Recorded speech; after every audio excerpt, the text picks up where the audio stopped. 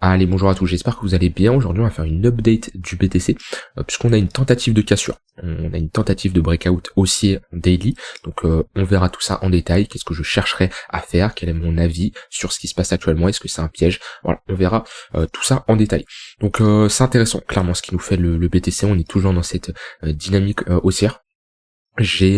J'aurais pu prendre un trade, mais dans tous les cas c'était la nuit, surtout je me serais pas fait exécuter, mais c'est dommage. Avant cette cassure là, on avait des bonnes conditions qui étaient réunies. On avait ici, on était dans notre zone de localisation très pertinente qui était le tunnel 1 heure avec une divergence haussière qui était tout simplement validée.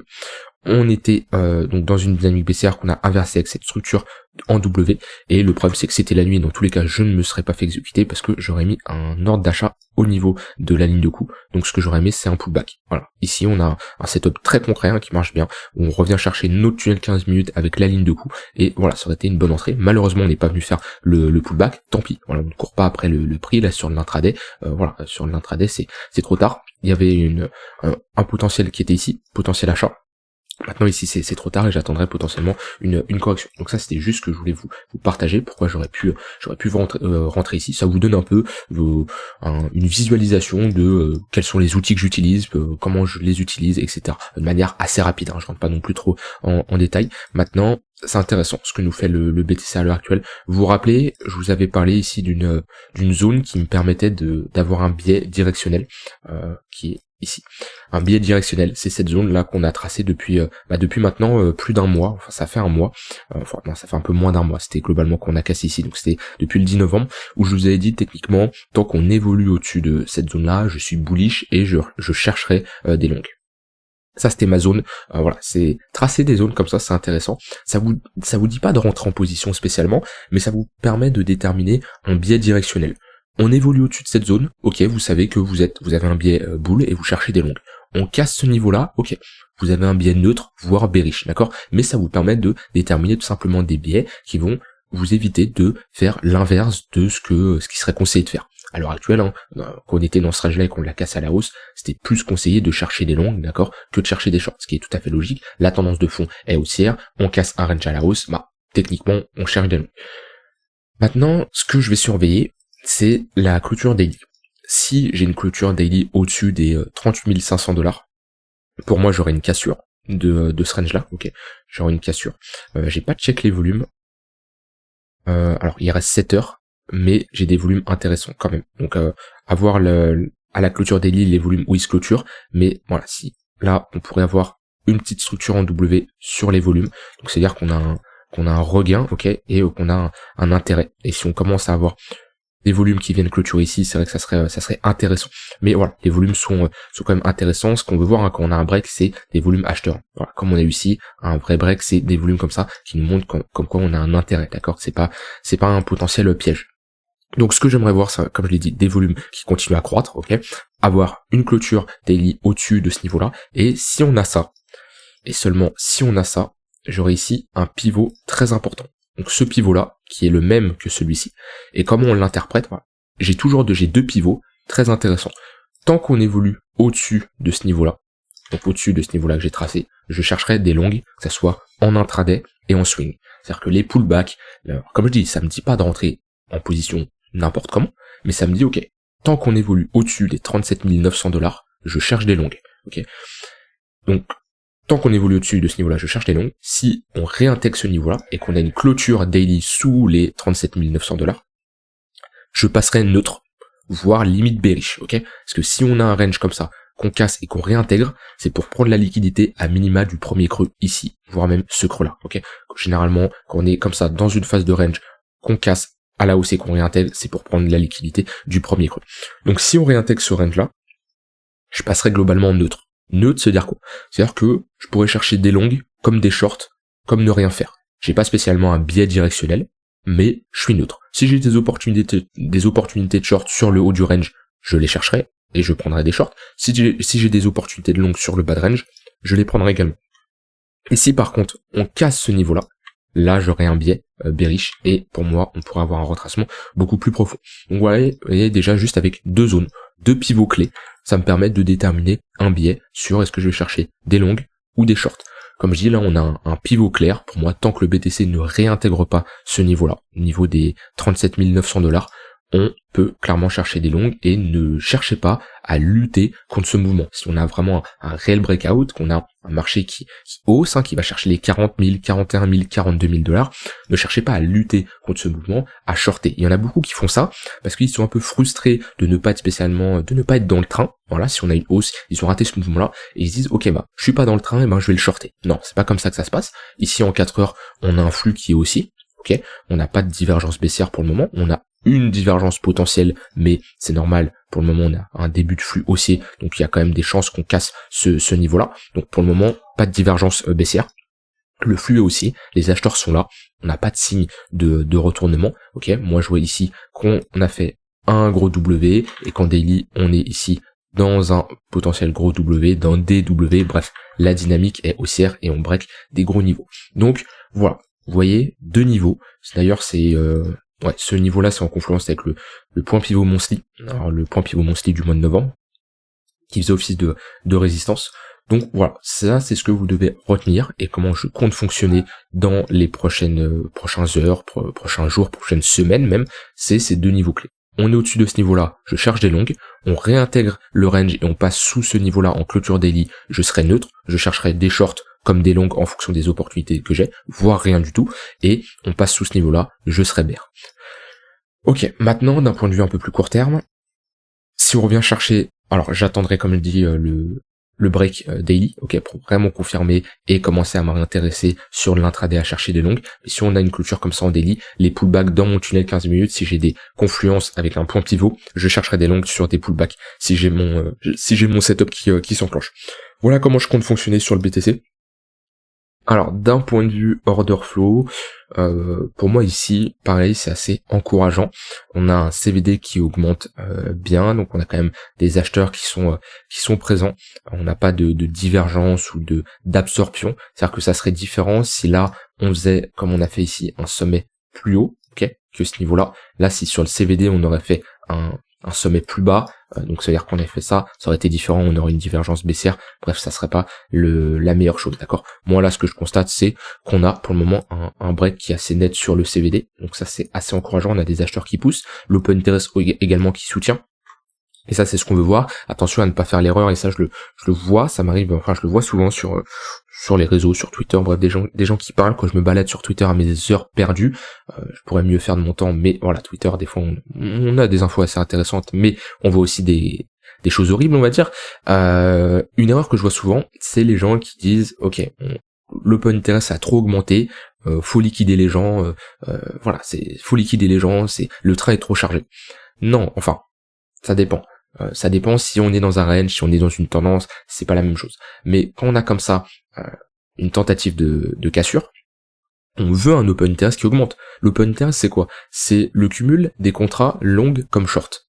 Quand on casse, on veut un réveil des acheteurs. On veut que des acheteurs qui soient présents. On veut du volume, on veut des acheteurs qui poussent, et du coup, automatiquement, on veut de l'ouverture de position. Si on n'a pas d'ouverture de position, c'est-à-dire que c'est pas une bonne cassure, c'est-à-dire qu'on a un désintérêt du marché, voilà, c'est pas une bonne cassure. Ça peut être une cassure via de la liquidation de short, parce que des shorts qui clôturent leur position, c'est un buy stop, d'accord, c'est un achat au marché et c'est une baisse de l'open interest. Là, moi, ce que je vois, c'est, pour le moment, on a un soutien, d'accord. Donc, dans une tendance haussière, le fait que l'open interest monte, ça nous indique que si c'est des longues, tant mieux, c'est-à-dire qu'on a des longues qui poussent. Si c'est des shorts, tant mieux aussi. Ça nous indique qu'on a la liquidité qui se crée au nord. Et je vous rappelle que cette liquidité qui se crée au nord, donc ces shorters, si ils se font liquider, eh ben, c'est bon pour le marché parce qu'on peut avoir tout simplement un short squeeze où on vient liquider tellement de shorters qu'ils clôturent leur position, et une clôture de position short, c'est un rachat au marché. Et ça peut être très encourageant. Et si je prends par exemple un exemple assez concret, voilà. Ouais. C'est peut-être pas le meilleur exemple, si ça va. Au moment où on a le break de ce niveau-là, qu'est-ce qu'on constate? Eh ben on constate qu'on a une hausse de l'open interest ici. mon break, on a un soutien des acheteurs. Alors après, oui, on a une chute. C'est normal pour qu'on ait une chute globalement, parce qu'on liquide et des shorts ici et des longs. On voit qu'on a un mouvement assez brutal où on liquide pas mal de monde. Mais ce qu'il faut regarder, c'est surtout la cassure. Au moment où on casse, on voit que l'open interest, on a un soutien sur l'open interest, également sur le CVD. Ça pousse. Et ça nous montre quand même qu'on a plus de proba de break ce niveau, c'est qu'on a un soutien, d'accord. J'ai pas en tête une fausse cassure récente, on pourrait visionner ce qui s'est passé. J'ai pas en tête de fausse cassure. Mais voilà, bref, sur l'order flow, moi ce que je constate, c'est pour le moment on a un CVD croissant, on a un open interest qui augmente bien, on a un funding positif quand même.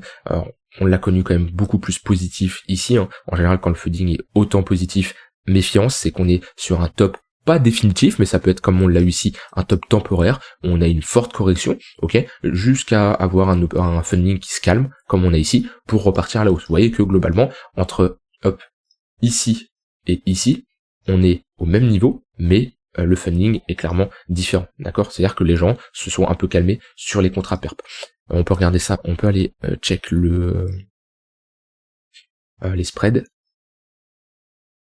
Et pour le moment, ce que je vois, c'est ça s'excite pas tellement.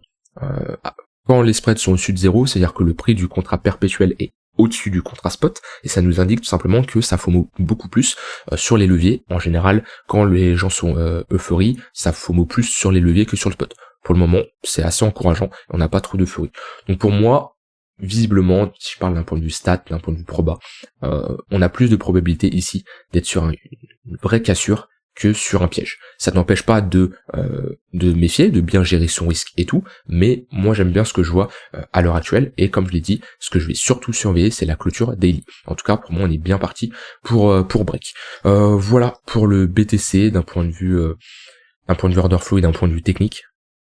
J'ai des positions que je surveille, notamment sur les alts. Par exemple, j'ai SC, donc Siacoin. J'étais rentré ici, j'ai un premier TP sur les x2 qui arrive bientôt. Ça serait bien qu'on aille le chercher, on fait une bonne journée dessus, où je m'étais positionné sur cette structure de bottom. Ouais, je vous avais présenté, c'était il y a un moment déjà, c'était fin octobre, où je vous ai montré des altcoins qui étaient sur qui posaient des bottoms en potentiel, et on voit que ils ont bien performé ces dernières semaines. J'ai ZIL aussi, qui fait un peu sa vie, hein. Bon, je suis toujours au-dessus de mon prix d'achat, hein, mais voilà, tout ça c'est des cryptos où je suis rentré, juste d'un point de vue spéculatif, j'en ai aucune idée du fonda, mais j'ai des setups qui s'enclenchent, et voilà, j'attends des x2 à minimum pour prendre des profits. On a FXS qui est bien parti également, il y en a qui sont moins bien partis, hein. Voilà, par exemple, High, je suis en dessous de mon prix d'achat. Bon voilà, de toute façon, c'est le but, c'est de respecter mon plan, respecter ma manière de rentrer en position. Hop, tac, hop, si je peux bien, tac, voilà. Mais on a surtout Siacoin qui est bien parti, on en a d'autres, Iris aussi, qui est bien parti. Bon voilà, ça c'est des altcoins, globalement j'étais rentré sur des structures de bottom de marché, et on verra ce que ça donne, mais si on a notre Bitcoin dominance qui rebaisse et qui se fait rejeter, parce qu'on va arriver dans notre zone de rechargement de short daily, hop. C'est une bonne zone ici, techniquement, où les vendeurs qui ont instauré ce top, s'ils veulent garder cette dynamique baissière, ils maintiendront ici un potentiel top, donc on est sur une bonne zone de résistance. Donc voilà, si la Bitcoin dominance chute, on aura des altcoins qui en profiteront. Maintenant, on est toujours quand même en weekly dans une dynamique de fond primaire haussière, donc méfiance là-dessus, mais ça change pas. Les 60%, c'est un niveau clé, et j'ai du mal à avoir une Bitcoin dominance au-dessus des 60%. Voilà pour BTC, pour Ether, c'est à peu près la même chose que j'ai dit depuis un moment. On a ici un point clé. Tant qu'on évolue au-dessus de ce point clé, pour moi la prochaine target, c'est les $2400. 2400$, donc ça nous ferait une hausse à l'heure actuelle de 15%. Donc on évolue au-dessus de ce niveau-là, vous voyez, on est venu faire des pullbacks, c'est un point clé, point pivot clé pareil, où on peut se dire la même chose que je disais avec BTC. Tant qu'on évolue au-dessus de ce niveau-là, on est clairement haussier, on cherche plutôt des longues. Si on réintègre ce niveau-là, il y a de grandes chances de revenir chercher les 1650, $1700. Voilà, donc prochaine target pour moi était un 2400, sur du court terme, voir qu'est-ce que ça donne. Lui, il est pas spécialement en train de break, il est toujours dans son range. On est peut-être revenu chercher un tunnel 4 heures, on est revenu chercher un tunnel 4 heures, on est en train de faire un W sur le MACD, ça c'est pas mal, parce que là on avait une divergence baissière qui était validée, comme je dis d'habitude, une divergence baissière, attention, ça indique pas un retournement de tendance, ça indique une pause dans une tendance haussière. Donc on peut avoir une divergence baissière qui nous indique globalement qu'on rentre dans un range, d'accord, une consolidation, et on voit que là on est en train de proposer une structure W, ça inverse tout simplement notre divergence baissière, et on retrouverait tout simplement un momentum bullish. Maintenant, Ether, attention, il n'a pas break, on est quand même sur un niveau de résistance. Par contre, pareil, si on break, ici on sera sur un niveau clé, et pour de la continuation de tendance, ça sera parfait. Voilà, sinon aujourd'hui, pas énormément de cryptos qui sortent du lot, on a un peu Matic, hein, Matic, c'est vrai qu'on est dans une bonne zone de localisation, 0,5 de retracement, tunnel 4 heures, on est en train de faire une pattern de retournement, si on break au-dessus des 78 centimes, ouais, en close line là, c'est un bon niveau. Maintenant, d'un point de vue risk reward, c'est pas le meilleur risk reward, hein. Ça aurait été mieux de le faire dans le tunnel daily, ça serait déjà plus important, plus intéressant, voire dans une précédente zone de support assez majeur. Mais ouais, on est quand même sur un niveau clé où techniquement on cherche plutôt des longues dans ce genre de structure de marché. Voilà, après Polkadot, rien à ajouter spécialement. BNB, on est toujours sur un bad range long terme en weekly. XRP, on n'est pas venu faire un pullback sur notre ligne de coup, mais les 55 centimes c'est une très bonne zone. Solana, on est dans un range court terme. ADA, on est sur une zone de résistance. Dogecoin qui essaye de poser un bottom long terme là. Si sur Dogecoin on break globalement ce niveau-là, voire même en clôture de bougie ce niveau-là, on l'a déjà break. Sur Dogecoin, on est potentiellement dans une phase de bottom long terme, hein. Phase de tendance baissière, phase d'accumulation et phase de tendance haussière, où franchement dans un cycle haussier, retrouver un Dogecoin au-dessus des 50 centimes de dollars me surprendrait pas personnellement. Voilà, j'ai dit ce que j'avais envie de dire, donc surveillez la clôture daily. Ça va être la première chose à faire. Et ensuite, si on a bien notre clôture daily qui est positif, le pivot, ça sera autour des 37 900 $.